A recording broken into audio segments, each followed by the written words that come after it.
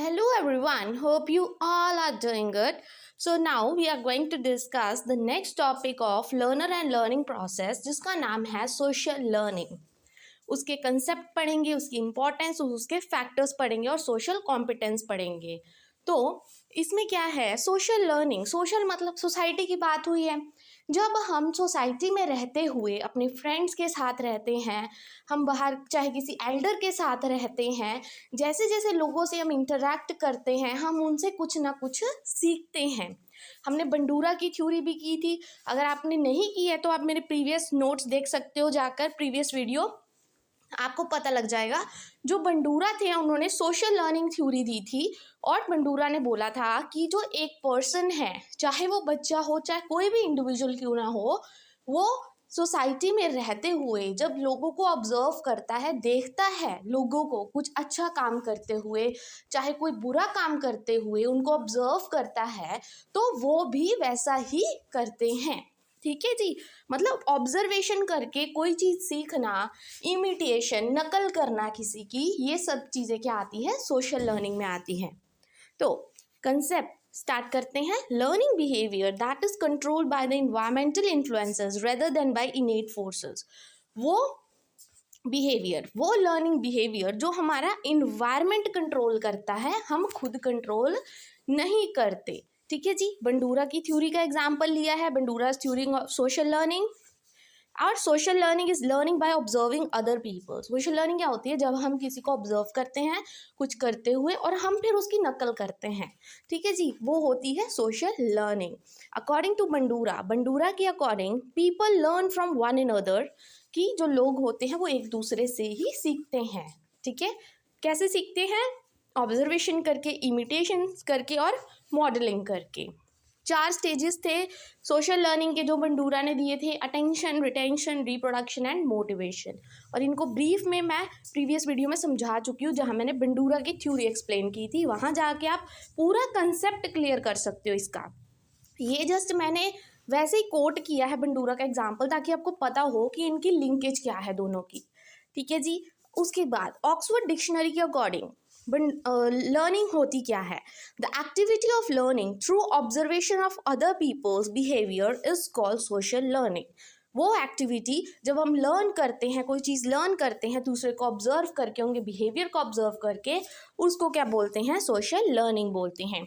अब social learning तो हमने की, बट उसकी इंपॉर्टेंस क्या है सोशल लर्निंग की? सोसाइटी में देखो हम जाते हैं, इंटरैक्ट करते हैं, कम्युनिकेट करते हैं, बट इसकी इंपॉर्टेंस क्या है? पहली चीज़, ये एक नेचुरल वे है कोई भी चीज़ सीखने का. देखो, कोई भी आपने चीज़ सीखनी है, कॉन्शियसली और अनकॉन्शियसली आप सीख जाते हो जब आप किसी को ऑब्जर्व करते हो. ठीक है. बाहर जाओगे सोसाइटी में, कोई चीज़ है, आपको किसी के बारे में नॉलेज नहीं है, बट सोसाइटी में जैसे ही जाओगे आपको देखने को मिलेगा आसपास कि उसको तो बहुत नॉलेज है, कोई आपका फ्रेंड है वो आपको बता रहा है ये चीज़ें, आप वो चीज़ देख रहे हो, कुछ चेंजेस आए हैं, तो आपको क्या है, एक नेचुरल वे है सीखने का. कहते हैं ना, घर के बाहर निकलोगे तो आपको पता लगेगा कि एक्चुअल में वर्ल्ड है क्या. एक तरह से सोशल लर्निंग भी वही है. ये एक नेचुरल वे है सीखने का. अगर आप चाहो सीखना तो भी ठीक है, नहीं चाहो तो भी ठीक है. देखो, ये तो नेचुरल वे है. ठीक है. बेटर स्किल्स, और आपकी स्किल्स क्या होंगी? बेटर होंगी. जैसे ही आप दूसरों के साथ बातचीत करोगे आपको पता लगेगा कि कम्युनिकेशन स्किल्स आपकी बढ़ेंगी. ठीक है. कैसे किसी से बात करनी है, तो ये क्या हो जाती है? सोशल लर्निंग होती है. और जैसा उनका बिहेवियर होगा आप वो देखकर कुछ सीखोगे. ठीक है. एक दूसरे से सीखना, ऑब्जर्व करना. Then higher learning retention. कहते हैं ना, जैसे कि अगर आप खुद से कोई चीज़ लर्न करते हो वो आप जल्दी सीख नहीं पाते, बट अगर कोई सामने आपके बैठा हो, आपसे क्वेश्चनिंग करे और आप बार बार उसके आंसर्स दो, तो वो चीज़ आपके माइंड में ज़्यादा देर तक रिटेन रहती है, ज़्यादा देर तक बैठी रहती है, और आप जल्दी भूलते नहीं हो, क्योंकि आप याद होता है कि हाँ उसने ये बोला था, मुझे याद है. ठीक है. ऐसा वैसा कुछ भी कंसेप्ट, क्योंकि हमें कुछ चीज़ें याद रहती हैं, जैसे उस इंसान की वॉइस पिच हो गई, इमेजेस, मेमोरीज, या कोई जोक भी हो गया. जोक में अगर किसी ने हमें पढ़ाया तो वो भी हमें याद रहता है, चाहे कोई टीचर ही क्यों ना हो. ठीक है. देन इट्स मोर इंजॉयबल, और नेचुरल वे है तो जो इंजॉयबल भी होगा. सोसाइटी में हम एक्टिविटीज़ देखते हैं, बहुत सारी चीज़ें हमें देखने को मिलती हैं, और सारा ओवरऑल करिकुलम हम इंजॉय करते हैं. ठीक है जी. तो ये क्या है, कि इंजॉयबल प्रोसेस है सोसाइटी में लर्न करने का. Then improve communication. जैसे कि पहले बताया कि देखो इससे क्या होगा, आपकी बेटर कम्युनिकेशन स्किल्स होगी, सोसाइटी में जाओगे, लोगों से बातचीत करोगे, उनसे कुछ सीखोगे, उनको कुछ सिखाओगे, इससे क्या होगा, आपकी कम्युनिकेशन स्किल्स इंप्रूव होगी। सेल्फ रेगुलेशन एंड डिसिप्लिन, जब सोशल लर्निंग टेक्स प्लेस करती है तो इंडिविजुअल मोटिवेटेड फील करता है, ठीक है जी, और मैनेज करता है अपनी लर्निंग को, अपने गोल्स को टारगेट करता है, और इससे क्या उसमें डिसिप्लिन आता है। कोई बहुत ही मोटिवेटेड पर्सन आपके सामने है, जैसे कि आप मोटिवेशन स्पीकर की ही बात कर लो, कोई आप क्या यूट्यूब चलाते हो, उसमें आप देखते हो कि हाँ ये मोटिवेशन स्पीकर हमें मोटिवेट कर रहा है, हमें पता है कि हाँ हमें कुछ करना है, तो इससे हमारी लाइफ में थोड़ी देरी से डिसिप्लिन ज़रूर आएगा। तो ये क्या होती है, एक सोशल लर्निंग होती है। कोई ऐसा है कि हमारे लिए कोई रोल मॉडल है, ठीक है, हमारी सोसाइटी में कोई एल्डर रहते हैं, वो बहुत मोटिवेटेड हैं, ठीक है, वो आपको मोटिवेट कर रहे हैं, तो आप उनसे सीखोगे। That is then increase engagement and interest, आप लोगों के साथ इंगेज करोगे, उनको सुनोगे ध्यान से, अपना उनको सुनाओगे जो आप कहना चाहते हो, जिस चीज़ में आपका इंटरेस्ट है, ये सब चीज़ें आ जाती हैं। Then cultivation of the knowledge and sharing of the culture, इससे क्या होगा, कल्चर शेयर अप होंगे। आप स्कूल में जाते हो, ठीक है जी, अलग अलग सोसाइटी से बच्चे आते हैं, उनके कल्चर को शेयर अप करोगे, आपको बहुत ज़्यादा नॉलेज मिलेगी उस चीज़ की। अब कुछ फैक्टर्स हैं, सोशल लर्निंग तो आप कर लोगे, बट कुछ फैक्टर्स हैं जो उसको अफेक्ट करते हैं, प्रॉब्लम क्रिएट करते हैं आपकी लर्निंग में। पहले कुछ पर्सनल फैक्टर्स होते हैं, may be emotional, may be physical disturbance होती है, जिस वजह से क्या है, प्रॉपर सोशल लर्निंग आपको मिल नहीं पाती। पहला है parents adequacy.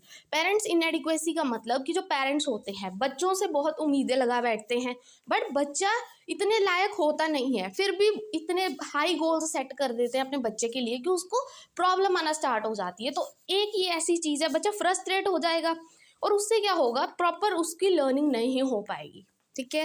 Then parents attitude, अगर जो बच्चा है, ठीक है, उसको रिजेक्ट किया जा रहा है फ्रॉम द वेरी स्टार्टिंग, आपके से पेरेंट्स के 2 बच्चे हो, आपका एक ब्रदर सिस्टर है, और उसको ज़्यादा इंपॉर्टेंस दी जा रही है और आपको प्रॉपर अटेंशन नहीं दी जा रही, तो आपको इनसिक्योरिटी फील होगी, ठीक है, आपको बहुत लोनलीनेस फील होगा। इससे क्या होगा, आपकी लर्निंग भी अच्छी नहीं होगी, क्योंकि आपके माइंड में वही चलता रहेगा बार बार, right. Then environment at home, आपके घर का इन्वायरमेंट कैसा है, ये सबसे ज़्यादा मैटर करता है, क्योंकि स्कूल के बाद देखो, घर के बाद आप स्कूल में जाते हो ज़्यादा टाइम, फिर घर में ही आते हो, ठीक है, इतना टाइम तो चलो बाहर भी नहीं खेलते, तो ये इन्वायरमेंट ही बहुत ज़्यादा इफेक्ट करता है।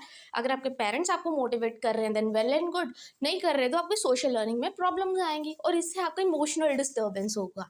देन गोल्स ऑफ लाइफ, ये डिपेंड करता है आपके लाइफ के गोल्स क्या हैं, ठीक है, आपने उनको अचीव करना है, बट कई बार क्या होता है, कोई चीज़ें आपकी गोल्स में बैरियर बन जाती हैं, मे बी आपकी कोई फिजिकल ग्रोथ, कुछ भी हो सकता है। Then readiness and will power, सबसे पहले मतलब मोस्ट इंपॉर्टेंट कहने का मतलब रेडीनेस एंड विल पावर, कि कहते हैं ना कि जिस इंसान को सीखना ही नहीं है, चाहे भगवान भी आ जाए तो भी वो सीख नहीं सकता। तो द थिंग इज, आप में वो विल पावर होनी चाहिए सीखने की, आप पे डिपेंड करता है वो कि आपको सीखना है कि नहीं, ठीक है जी। क्योंकि देखो भगवान ने कईयों को कुछ नहीं दिया, फिर भी वो मोटिवेटेड होते हैं, तो यही चीज़ वो बोलना चाहते हैं, the most important thing is your will power, कि क्या आप सीखना चाहते हो।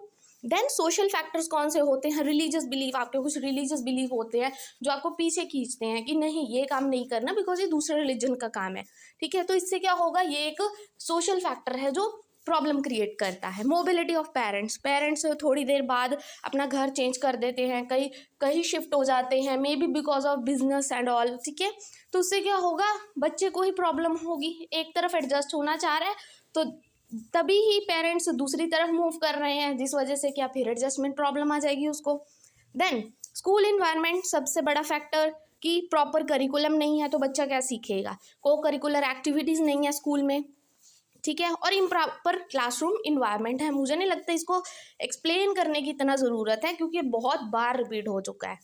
देन सोशल कॉम्पिटेंसेज, जो मेन चीज़ है, सोशल कॉम्पिटेंसेज होते हैं कि क्या आप में वो स्किल्स हैं कि आप सोसाइटी में रह पाओ, क्या आप में वो बिहेवियर स्किल्स हैं, इमोशनल स्किल्स हैं, सोशल स्किल्स हैं, आप में वो स्किल्स होने चाहिए, अच्छी आदतें होनी चाहिए कि आप सोसाइटी में रहने लायक बनो, उसको बोलते हैं सोशल कॉम्पिटेंस, कॉम्पिटेंट होना, क्या आप बेटर हो, क्या आप में वो स्किल्स हैं।